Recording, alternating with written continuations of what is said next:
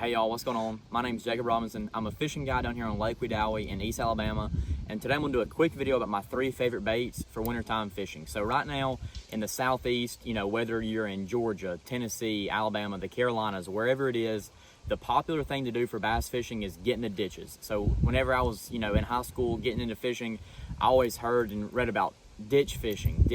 I didn't know what it meant. Like, I'm thinking, like, is there a ditch up on the bank? Like, I didn't know what that meant.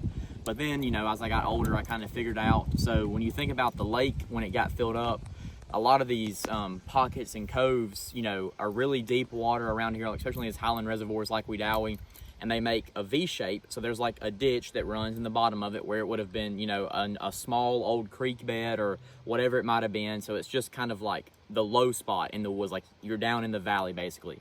So when the lake gets filled up, obviously the terrain stays the same, and now you have a V shape in these pockets. So what happens is the bait fish come off the main lake from the summer, and in the fall they kind of push back in the pockets, and then in the wintertime they'll work their way towards the back, and then the bass chase after them. So these are 3 really great baits to try for wintertime ditch fishing. My favorite is an Alabama rig. You can sling it out there forever. It's super heavy. You can just lob it out there. I've got 5 hooks on mine, different branded swim baits. Like I've got 6 Sense, I've got Kitech, I've got Yamamoto.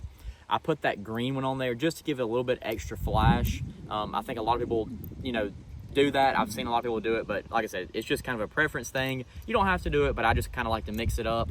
I throw mine on a 7'4" heavy action rod. This is actually my swim jig and frog rod in the summer. So I just cut the frog off and put the A-rig on when it gets cold. So this is gonna be 50-pound braid, a 7-to-4 gear ratio reel, and like I said, heavy action rod. Sling that joker out there, reel it pretty slow. Every once in a while you can pop the rod or pop the reel handle kind of quick, and it'll kind of pulse that A-rig. And like I said, spots, largemouth, smallmouth, whatever it is, hybrid striper, you can catch a lot of different species on this. It's a really fun bait to throw, and that's why it's my #1 on this list.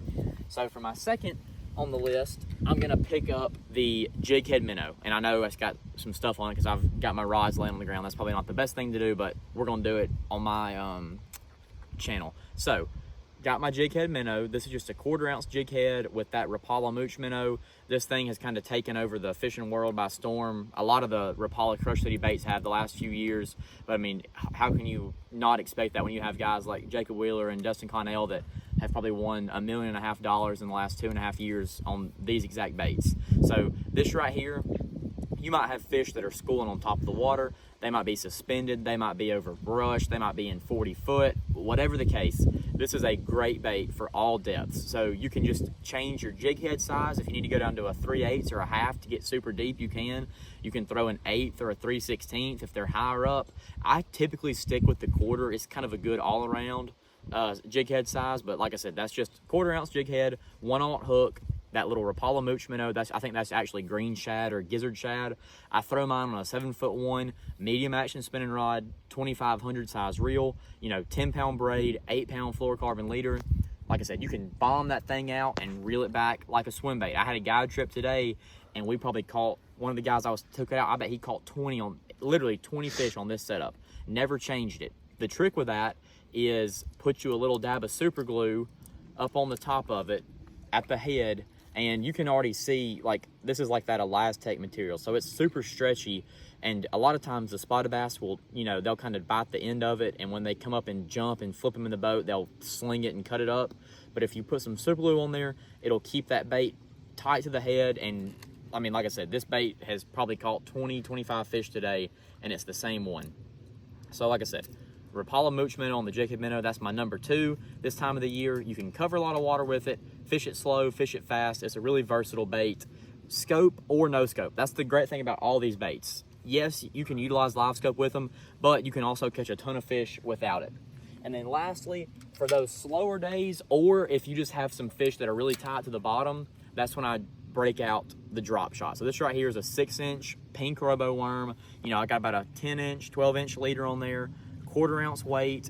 And then I actually cheat and use a spin shot hook. So shout out Brandon Black. If he sees this video, he's probably gonna give it a thumbs down, because he told me that that's not how you do it. You got to tie the Palomar knot. But I'm not gonna lie, I don't even know which way to tie it, because half the time if I do it, well, in Palomar, my worm's crooked and it looks terrible. So at least with this, I know it's gonna be straight up and down when it sits on the bottom. But the idea is with that worm, you know, it sits on the bottom of the lake, and then the worm itself will just kick out just like that. When you have a lot of fish that are swimming up and down the bottom of the lake, or if they get right up under your boat, you can cast this to them, drop it straight down, and it is a wintertime killer. There's been a lot of money won and a lot of fish caught this time of the year on a drop shot. And you can put that mooch minnow on there. Actually, I did that today. I was casting around the mooch minnow on the drop shot, and then the third guy that I took out, he was actually using this, and I mean, they were biting pretty good today. I don't think it really mattered, but we kind of mixed it up. But like I said, some days I go with the robo worm on the drop shot. Other days I'll put the mooch minnow or a fluke junior or a Kitech, whatever it is. But like I said, that's a good bait to try. If you're around a ton of fish and have multiple people in the boat, you can kind of mix up your techniques. Or if it gets really tough, really cold water, this is a super subtle bait that can get a lot of bites. But like I said, those are my 3 baits for wintertime fishing. If you're getting out here in the ditches, an A-rig, a jig head minnow, and then a drop shot. You tie these on, go out there, find the bait balls, and you'll definitely be able to catch some fish. So like I said, wintertime fishing, these are my 3 setups. Thank you all for watching this video. And if you have any questions, you know, you can leave a comment, send me an email, all that good stuff. And I appreciate y'all watching, and I'll see y'all next time.